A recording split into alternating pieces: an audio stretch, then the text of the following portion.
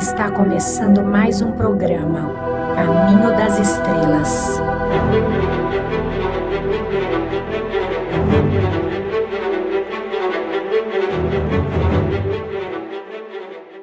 Você está no programa Caminho das Estrelas. Eu sou o Dr. Sérgio Felipe. E eu sou Marina Renault. Nós vamos falar sobre os propósitos da vida e os propósitos de cada um. Bom, vou começar falando. Comece. Então, eu vou começar até de uma forma um tanto heterodoxa. Eu e a Marina tivemos recentemente no Museu do Prado, em Madrid. E esse livro aqui me chamou bastante atenção, Código Secreto das Pinturas. E tem uma pintura rupestre. Você sabe que pintura rupestre é aquelas pré-históricas, né? Que foi encontrado numa caverna na França, que mostram touros e alguns pontos, normalmente 6 pontos que ficam ao redor dos olhos do touro, e que o pessoal está desconfiando que são as Pleiades. Porque é o seguinte, a olho nu facilmente se enxergam 6 estrelas. Então, são 6 pontos. E é na constelação de Touro. Então, são 7, mas visíveis a olho nu São 6. são 6. Facilmente se enxergam 6. Para enxergar a 7ª, e lógico que existe a descrição de mais de 10 estrelas das Pleiades, tem descrições de 14 estrelas feitas pelos observatórios astronômicos, mas o cidadão comum, ele vê facilmente 6 estrelas. O que se há de pensar que o homem pré-histórico, ele visualizou essas 3 estrelas que são mais objetivamente visíveis a olho nu. E retratou isso vamos dizer assim, nas artes rupestres, nos desenhos que se fazia nas cavernas. Eu não sei se a gente entenderia que eles estariam fazendo naquela ocasião arte ou se estariam, na verdade, plasmando conceitos ou ideias ou perspectivas, não é? De, sei lá, caçar o bisão, então eles desenhavam a caça como uma forma de alicerçar o pensamento como alguma força espiritual, alguma coisa desse tipo. Mas olha, observar as estrelas, o homem pré-histórico, dá uma certa impressão de algo mais que uma curiosidade. Parece que havia uma certa consciência de elos que nós temos cósmicos, elos cósmicos. Acho importante essa referência, porque você vai encontrar, por exemplo, na civilização egípcia, estudos sobre, por exemplo, o ciclo de Sírius. Então, que já é uma outra estrela, a estrela maior, a Sirius A, que é visível a olho nu antes do Sol nascer. Então, parece que havia uma percepção. Veja, nós temos na nossa época hoje um pensamento científico. Na época não tinha esse pensamento lógico-científico. Era um pensamento mais interligado com a percepção. Então, as forças espirituais, elas tinham mais aderência, né, vamos dizer assim. E por que eu estou dizendo isso?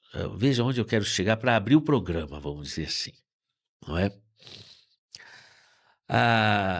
O ser humano, ele surgiu, pelo menos até o que se conhece, ele surgiu na África. 200 mil a 300 mil anos atrás, mais ou menos. E aí essas populações, elas se multiplicaram, foram subindo para o norte da África e atravessaram para a Ásia. E aí, da Ásia, pelo Alasca, o Alasca, ele se encontra com a Sibéria, numa época em que o mar ele tinha um nível baixo e podia ser transitado por via terrestre. Então havia uma comunicação terrestre entre a Sibéria e o Alasca. E aí surgiram os povos ameríndios vindos da Sibéria. Vários estudos linguísticos, genéticos mostram isso. E aí veio povoando as Américas. América do Norte, América Central, América do Sul. Depois chegaram também outros seres humanos vindos da Austrália, que possivelmente vieram pelo mar, 20 mil, 30 mil anos atrás. Tá. Onde é que eu quero chegar com você? Eu quero chegar aqui no Brasil, porque o Brasil ele tem uma característica muito particular. Ele é hoje um país, primeiro é um terreno que ele é muito próprio, o terreno do Brasil é terreno terciário, quer dizer, todos os vulcões que tinham que explodir já explodiram. Aliás, a terra vermelha, né, que é fértil, é terra basáltica, de lava vulcânica, como nós temos todo o estado de São Paulo, não é? Mas já é terreno assentado, terreno já constituído, é diferente. Você pega terrenos montanhosos, como o que vai dos Andes às Montanhas Rochosas nos Estados Unidos, na América do Norte, no Canadá, você pega os Alpes, você pega os Pirineus, você pega... São terrenos primários, ainda sujeitos a movimentações tectônicas, não é? A movimentos. O Brasil não. O Brasil ele é um terreno assentado. Isso é uma particularidade. Outra particularidade é o seguinte: pensa comigo uma coisa. Para o Brasil, no Brasil tinham os ameríndios, para o Brasil vieram os europeus, vieram os africanos pela trágica história da escravidão, não é? Os escravizados que vieram, mas enfim, nós tivemos aqui os africanos, aí vieram os árabes, os europeus, vieram os asiáticos, vieram para o Brasil. E novamente, todo esse povo que surgiu lá da África, ele retorna para o Brasil nesse período de 20 mil anos até a atualidade.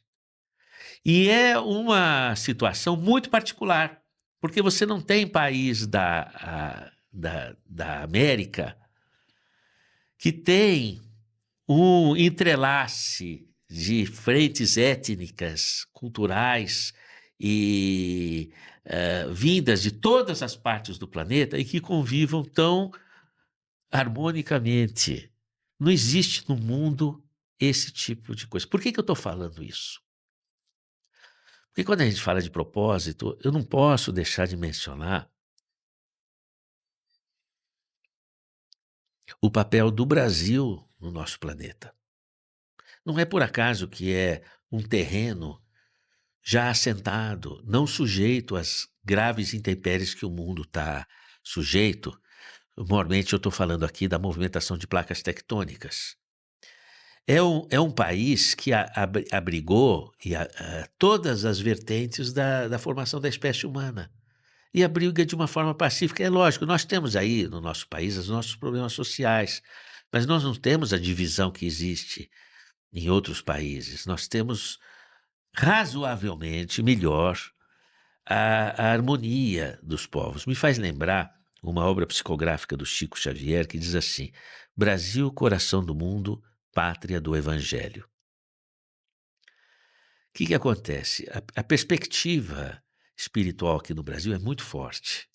A força espiritual é forte, mas não é baseada somente nas crenças religiosas, é baseada no modus operandi do brasileiro. Já começa dos indígenas, os povos da floresta brasileira, que são pacíficos.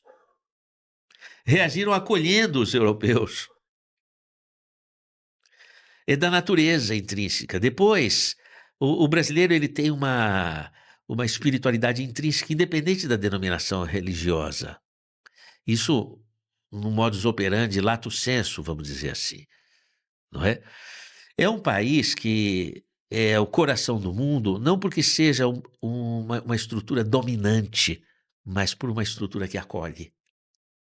E eu acho que nós não podemos perder essa referência quando a gente fala de propósito de vida.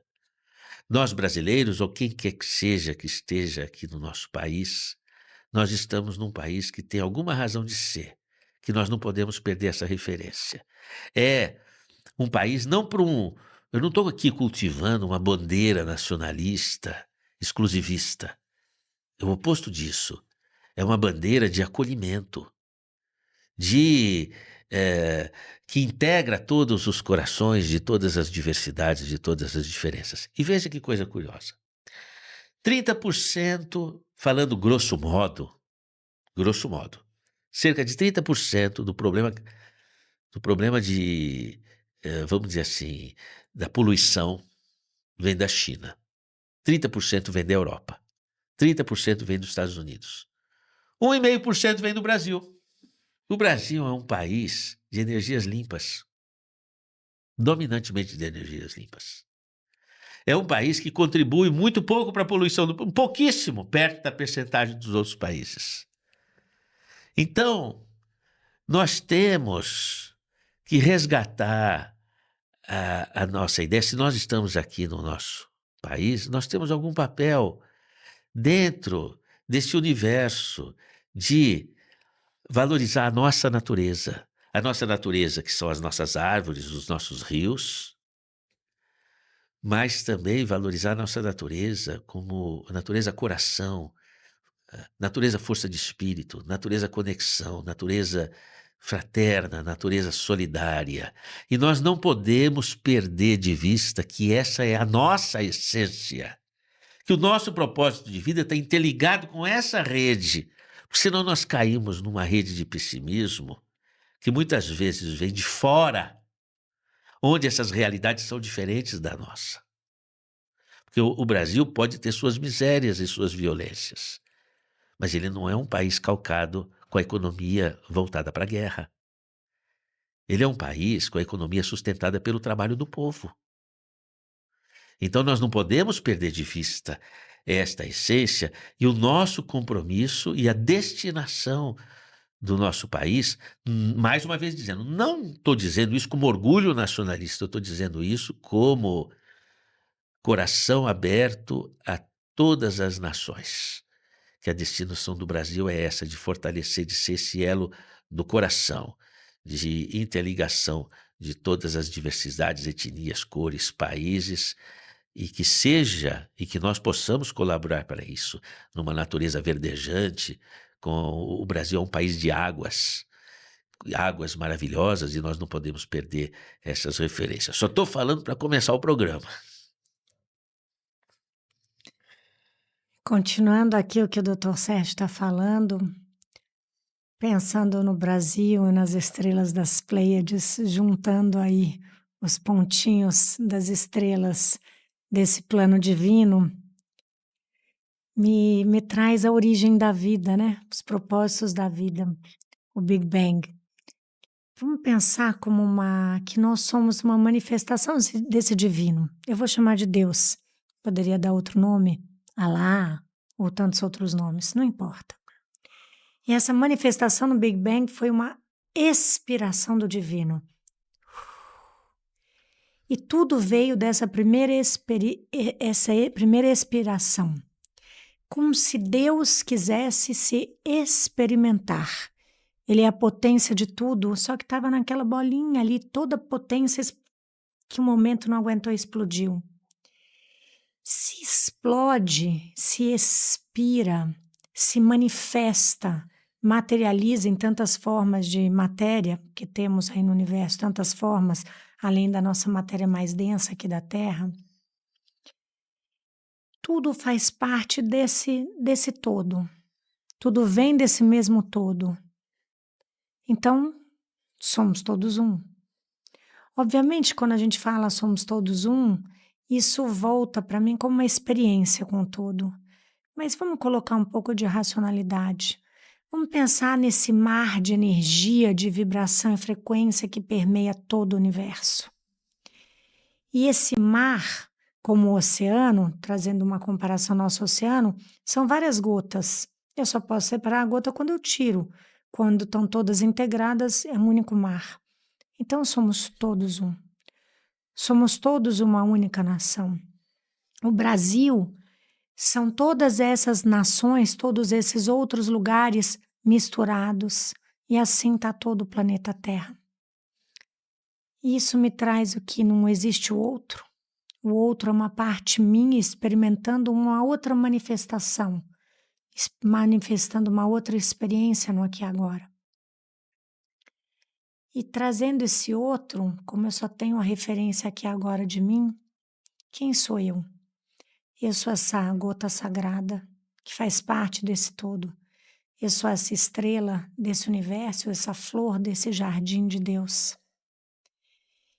Então, meu nascimento aqui agora, o nosso nascimento, ele vem de um espaço que não tem tempo nem espaço, chamado Kairos, um tempo que é sagrado, que não existe na linearidade da Terra, e se une num momento também sagrado, mas chamado Cronos, que é esse tempo linear.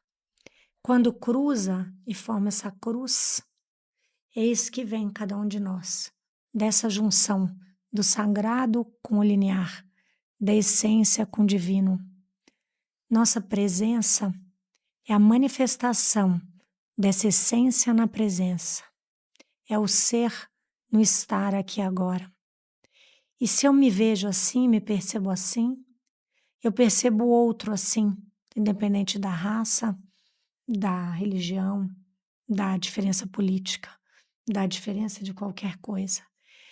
E o papel do Brasil junta tudo isso, né? Tantas culturas, tantas raças misturadas.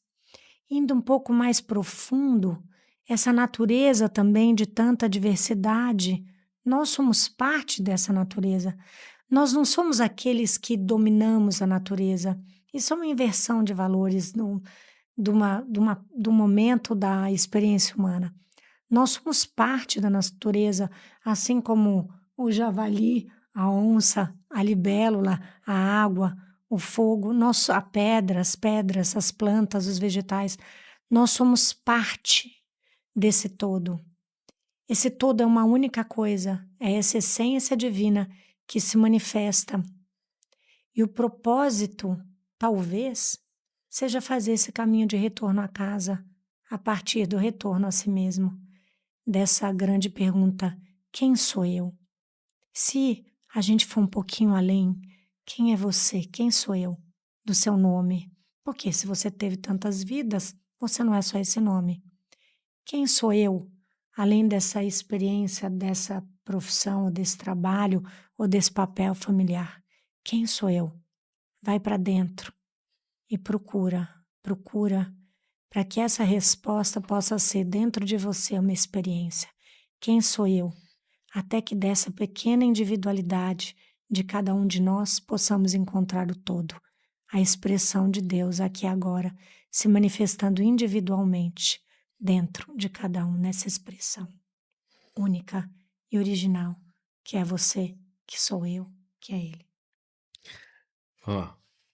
Pensa o seguinte, quem que é você? Agora, veja, eu vou trazer um pouco para a superfície, tá? Você é um advogado, você é um empresário, uma cabeleireira, você trabalha no mercado, você trabalha na limpeza, você trabalha numa função administrativa, numa imobiliária, num banco, você é um professor, uma professora, você é um cientista, você é uma pessoa que está buscando emprego, que está meio perdido sem saber para onde vai ou sem ter oportunidade. Quem é você? Que cidadão que você é? Que cidadã que você é? Porque, quer queira, quer não, as entregas que nós fazemos para a vida, elas desembocam no coletivo. E esse coletivo tem na sociedade uma representação fundamental. O que a gente não pode, quando a gente fala de propósito, a gente não pode perder de vista vamos dizer assim, a direção luminosa que o nosso planeta tem. E a gente precisa ter um pouco de percepção quando a gente fala aqui do Brasil, onde é que nós estamos, que oportunidade que nós temos, para que a gente não possa se envolver num pessimismo e deixar de cumprir a função daquilo que a gente pode fazer de melhor em cada setor que nós estamos. Você que é artista, você que é médico, você que é enfermeira, enfermeiro, você que é atendente, você que é motorista, você que está buscando um emprego, seja quem for, que função cidadã que você exerça, que você possa fazer a entrega do melhor. E às vezes essa entrega precisa da motivação de entender onde nós estamos. Nós estamos numa terra que veio para dar certo. Eu tive com a Marina com um amigo, filósofo e escritor, o Pedro Elias, que ele diz assim, é importante acreditar na vida, não é? Que a vida ela não surgiu em todas as suas expressões para dar errado, ela surgiu para dar certo. Acontece que talvez eu possa entender essas dificuldades todas que o planeta apresenta, que a humanidade apresenta nas suas diversas formas de ser, como a semente que você enterra na terra. A semente enterrada, ela não tem acesso à luz, está tudo podre ali e apodrece a casca. Mas é dali, quando apodrece a casca, que libera o meristema, que faz surgir a planta que sobe em direção ao sol, que faz surgir a flor, que faz surgir a árvore. Então, talvez nós estejamos passando por uma situação de semeadura, onde as coisas apodrecem, as cascas se abrem, se quebram, justamente para que desse cerne saia a estrutura fértil e isso possa vir a florescer. Então, eu acreditar na vida é acreditar no projeto de vida e que as dificuldades sociais que nós estamos passando, as dificuldades planetárias, as dificuldades de cada um no seu contexto enquanto cidadão, se você é estudante, não sabe o que vai fazer da vida, não tira notas boas e fala, puxa, eu não valho, eu não sirvo, não. Você cidadão, nós cidadãos, a gente precisa acreditar. E para acreditar, eu diria até, vamos conhecer o Brasil no sentido da explosão de tantas coisas luminosas, sabe? Você quer ver um exemplo? Nós estamos com o problema da seca na Amazônia. Quando com essa seca da Amazônia, que é muito motivada por queimadas e também por circunstâncias das épocas que estamos vivendo, os rios secando, apareceram estruturas de sociedades que existiram ali. Mas então o que aconteceu? Antes aquele rio não existia, ou existia de forma pequena. Porque como é que se encontraram ali sinais de civilizações? Então a humanidade já oscilou por períodos assim. Está oscilando agora e precisa da contribuição humana para que não afete a nossa natureza social também. O nosso cerrado, não é? O nosso cerrado, os nossos agricultores, que são essenciais para todos nós, mas precisam ter a consciência que precisa deixar 20% ali da propriedade com as terras virgens, até para poder ter uma produção melhor, para que não tenha pragas, para que não tenha incêndios e etc. Isso é uma consciência educativa que todos nós podemos fomentar e o país melhora. O país melhora, a gente precisa acreditar nisso. E se há diferenças políticas, um é da esquerda, outro é da direita, a gente precisa encontrar um ponto de convergência entre todos nós, que é fazer o bem. Fazer o bem para as pessoas, cultivar a natureza verdejante nossa e as nossas águas, trazer paz para a nossa sociedade. Por que uma pessoa assalta, rouba? Por que a pessoa está perdida nesse nível? Talvez porque não tenha encontrado uma palavra de luz, uma palavra de força, que possa acreditar na sua potência divina, não é? Então é importante a gente disseminar e falar a todos os ventos e a todos os ouvidos a força da luz divina que nós trazemos dentro de nós. É importantíssimo. Por que eu e a Marina estamos aqui no rádio falando isso? Isso é semeadura.